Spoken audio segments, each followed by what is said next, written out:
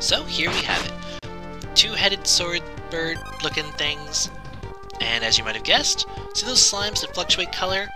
They're poisonous. You want to be very careful, as poison is a nasty status effect to get in this game. Love the theme for the forest, though. This is the northern forest, by the way. Fun little place.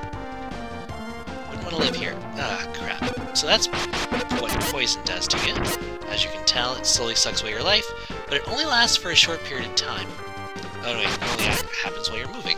So if you stand still for a moment or two, you'll heal up naturally, and that can help you save going through every last gold piece you have, buying up antidotes to get through this place.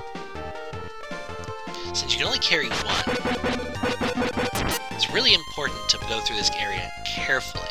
Otherwise, you're just going to blow through that antidote.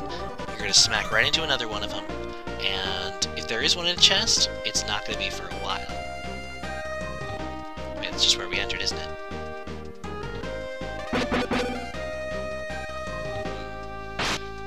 Bad feeling about doing this. Yeah. So, okay. Some of the mazes in this game can be a little bit tricky. But that's fun. So the slimes are the main enemy here as far as worry goes because of that flashing red, oh my god, it's hurting me, visual effect of the poison. But if you show a little bit of restraint and patience, you can get through here pretty quickly. This were later East games, it might be a little bit more annoying due to a decrease in the speed at which you'd heal, but that's fine. It's not, and the poison seems to be recovered after a certain amount of time, or just because I left the screen. I even managed to avoid getting poisoned by that one. If you've already got enough experience and gold to be able to get the second set of equipment and then some, you probably don't need to worry about the slimes, so you can just ignore them as you're going through this forest area. Which obviously makes for a much less red survival. And I think we can all agree, that red strobing is not exactly the best way to not seeing everything off color for a while. And they seem to like coming just as soon as you've gotten healed up enough that you'd want to keep moving on.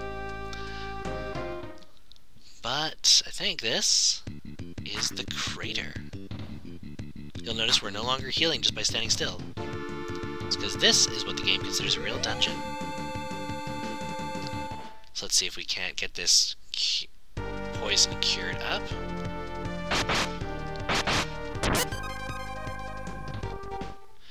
Screw it. I'll just see if I can't get enough healed and then throw down the antidote. Because I don't think there's anything that poisons you inside of the crater.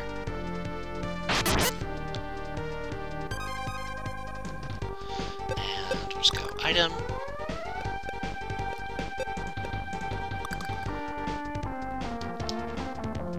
Looks like the poison left your body. And we'll just run away as fast as we possibly can. Amicable deal, wouldn't you say? So here we have the crater. It's a rather nicely themed little place. It's got new enemies that can once again deal some nasty damage to you.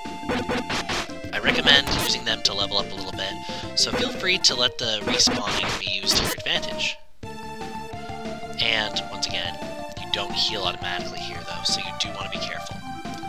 The gimmick of this is that you have to time your movements into here. Yeah, so when it goes downwards, you go downwards. And you'll teleport through these things to get to the goal. Here are another enemy. Luckily they have a huge hitbox, which in an East game is actually a good thing.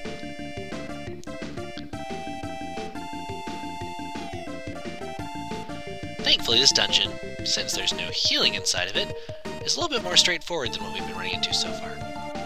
Annoyingly, we can't go into this one until it decides it's time to reverse. And that's now. Come on, pull me in. There we go. Fairly straightforward transporter puzzle. Nothing like the mirrors at Darm Tower or anything crazy like that. But don't worry. That'll happen too. So let's see here. One thing I'll also want to do is equip the herb, because that may just end up saving my life. But I only want to use it if I get in a really tight spot.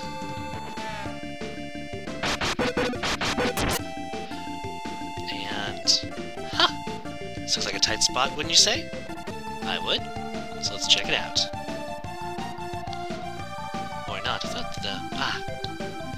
Here's the ominous place. So before we go up there, let's save. Since we can. We'll really want that to happen. So, let's run on up. And face the first boss. The Minotaur. Put out his horns. You might kind of wonder, when am I supposed to attack this guy? When he stands in that pose, pretty much. So, you can save anywhere, which is really good, because when you game over, you go back to the title screen. This is the only time I'll show that, by the way. Let's go on from here. And while we could just go back and fight him, we're woefully underleveled to fight him. He's a very, very, very hard first boss. This isn't a very hard labyrinth to go through. So, before we do that, we want to level up until the mooks in this area are quite a bit easier, because that'll have shown us that we've leveled up enough. We don't gain a lot of experience from these guys, mind you, so we're already at a good point.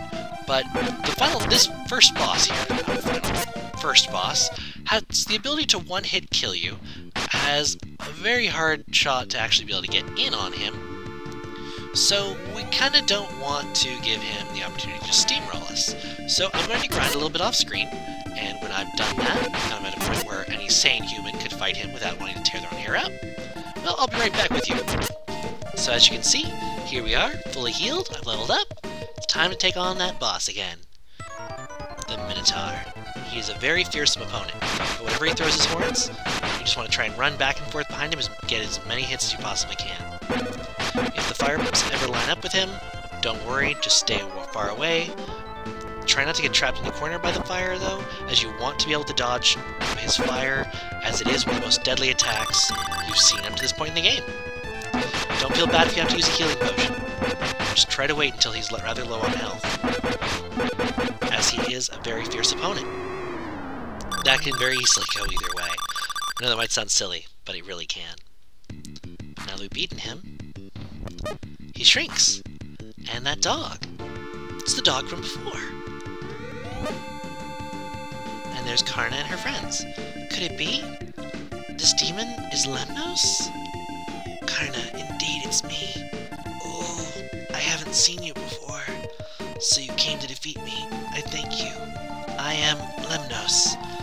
I was captured in the forest by strange people. Then I was like this. All I remembered was being taken to the divine area of thunderstorms. I'd thought that lately there were a lot of monsters, but they were humans like me, taken away, their lives destroyed. It's incredible. When I became a demon, it's like rage overtook my very soul. Oh. Lemnos! Wake up! He's still breathing. Quickly, take him to the village. Got a stretcher? Rather comedically, really. Put Lemnos on it. And then carry him away. Obviously, we have to stop whoever's responsible for this crap. Dog runs after him. Otto, don't feel bad. You didn't have any choice. But I can't forgive the people who put everyone through this. I may know who they are. I hear that several months ago, 3 suspicious people came to the castle at the Divine Thunderstorm area. It must be because of them. That was when people started disappearing. I don't know who they are, though. You should get prepared, then let them have it. Ah, that's right. I brought along something from the Elder. It's the village treasure called the Eye of the Sun. You'll likely need this when you see the sage. Receive the Eye of Sun. Well then, I'm off to accompany Lemnos to the village. What will you do? think I'll check out the divine area of thunderstorms that Lemnos talked about. I see. Well, good luck. And that's just where we're going. I'm just gonna leave here to get a look at our next area. But I think this is where you and I are gonna part ways for now. I'm gonna take a little bit of a break. Let me know what you enjoyed, what you didn't enjoy, and I'll see what I can do to make everything right.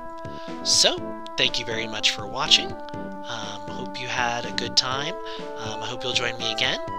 But I think before I bid you completely adieu, I think there is a weapons shop here. There's Lemnos' dog, and, yep, weapon armor shop. Let's see if we can buy anything useful there first. Welcome, I'm the armor. The Talwar. Got the Talwar. Not now. Also, grinding this game is very important because of the fact that without it you can't afford any equipment. So we've got the Talwar, and we get scale armor, and the kite shield. That'll be all for now. And after we get this equipped, raising our offense by that 20, our defense by a full, what is that? That's 16. Pretty good. Definitely good. Then, I'm going to thank you all very much for watching, and hope you have an absolutely wonderful day. Thank you.